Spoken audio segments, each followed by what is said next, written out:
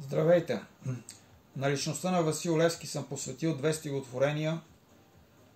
Едното вече го представих пред вас, другото сега ще го чуете. Изобщо това е моя идол в живота. За съжаление, аз съм един обикновен човек, който няма как да бъде като Васил Левски, но поне в малките неща и в ежедневието се опитвам да следвам неговите идеали. Васил Левски. Апостоле, за тебе мисля често и много искам да съм като тебе.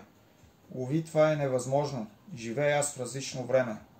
Обвързан съм с делнични окови, а те са много здрави и жестоки. Остава ми единствено да гледам с зор отчаян на живота.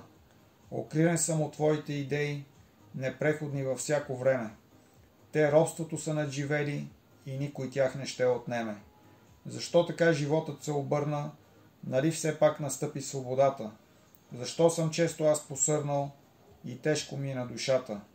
Защо забравихме идеала, за който жертва си живота? Какво природата ти даде, с което тъй ни превъзхождаш? И въпреки това ще продължавам да следвам твоите завети, надявайки се, че накрая ще бъдем духовно слети.